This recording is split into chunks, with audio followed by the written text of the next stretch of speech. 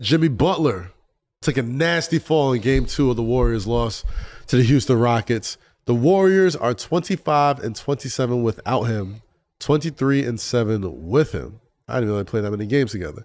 If Jimmy is out for this series or misses a few games, are the Warriors officially cooked? What game plan changes do they need to make if they don't have playoff Jimmy for the playoffs? I think that's a big loss, though. Like, it's a major loss. Like, Jimmy brings so many intangibles to the game that changes the dynamic of the game, which allows him to go and be so confident and comfortable in scoring. You get what I'm saying? And Jimmy buckets.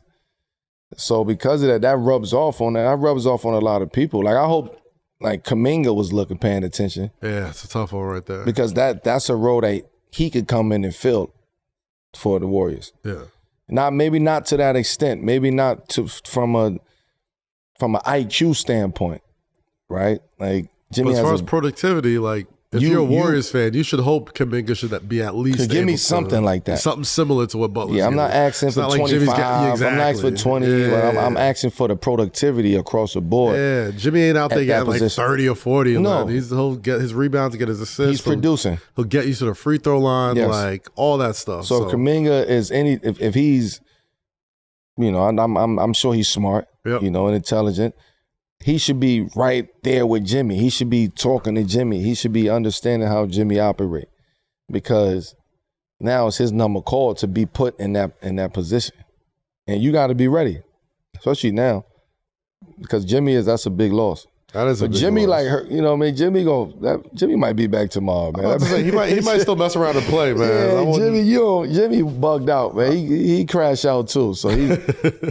He might be back tomorrow. He might be. But the Rockets, even with Jimmy, have looked pretty good. I mean, Jalen Green's played well.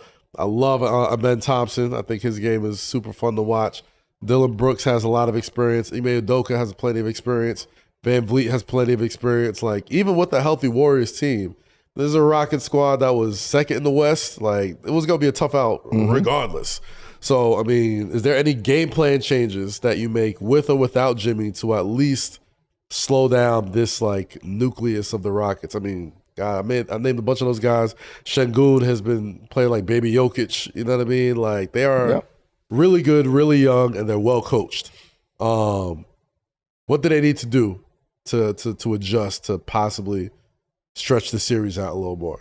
They got to just keep that toughness that Jimmy brings. You know what I'm saying? Draymond. But also Draymond feeds off of Jimmy now because he can trust Jimmy. Yep. Right? I can trust you. I know what you about to do. Like, I can trust you. Right. So I know you bringing it, so I have to bring it. So that's another, people don't look at it that way too. Yeah. You know what I mean? It's a trust issue. Not issue, but it's a trust thing that Draymond has with Jimmy being out there on the court.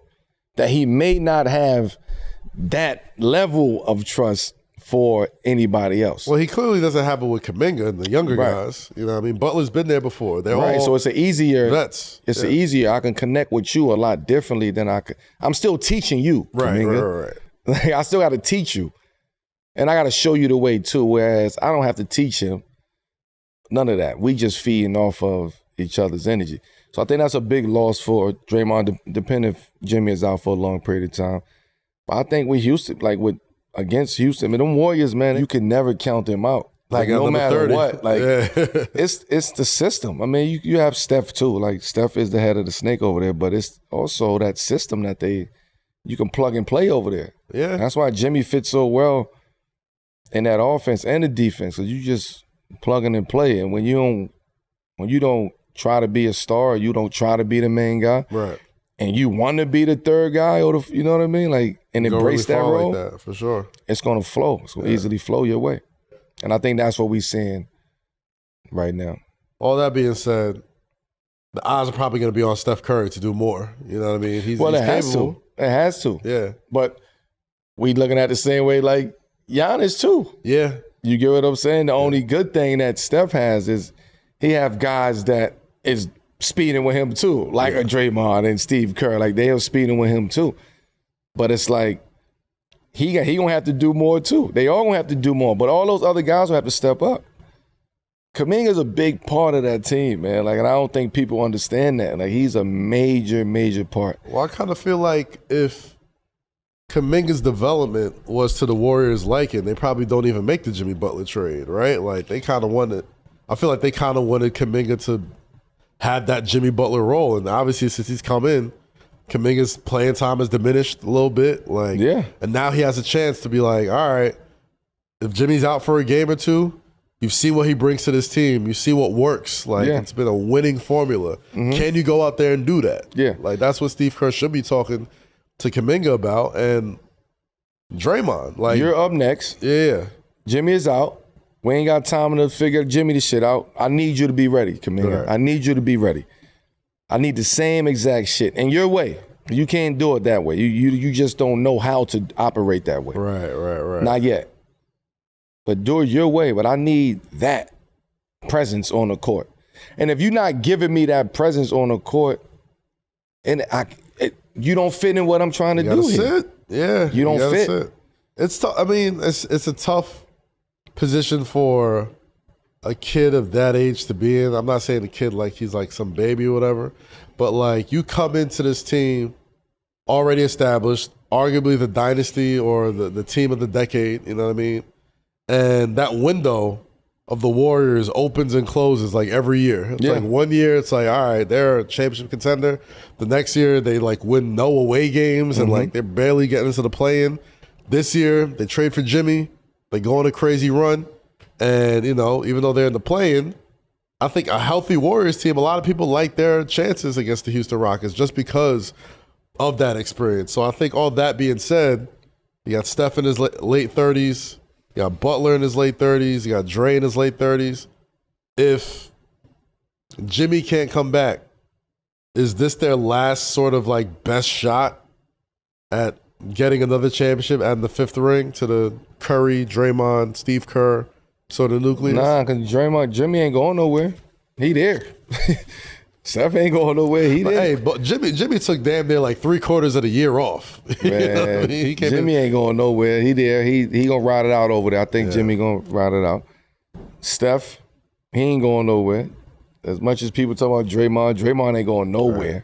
But you know who else ain't going nowhere? The Thunder, the Nuggets, the Lakers, the Rockets. But I'll keep trying and shooting my shot with that group until I can't shoot no more. Right.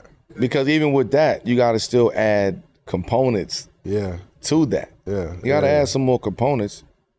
You got some young guys over there. Some I like guys. Moody. I like Pods. Yeah. I like, there's some good plays over there. But that's why Kuminga fits right in with that group of guys. So he should be looking at Jimmy's playbook, man. Like he should be right there side by side with him. Like, yo, champ, show me.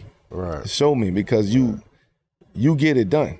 And this is the guy who went top 5 in his draft, man. It's like, yo, you gotta show me something, bro. But see, it's like sometimes younger guys can experience a little bit of success individually, right? When I say success, meaning like good seasons, good part of the seasons, having a good breakout year and shit like that.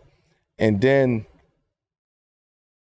they automatically believe and think that they should have their own. Yeah. Right?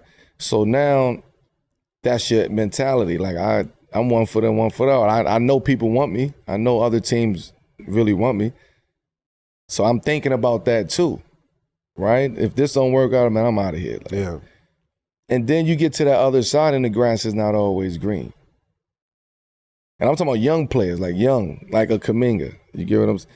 And then now you got to come back because now it ain't about you doing your thing as an individual no more. Now you start to losing. You start to going through the process. You start going through losing seasons and losing mentality, losing mindset. Right. And then now you're like, man, I got to get out of here. Like now it's time for me to go win. I'm willing to. And it don't always pan out. I think we looking at something like that with Cools today. Yeah. You know what I'm saying? Like, you Lakers and you won, you Lakers, now it's time to go spread your wings.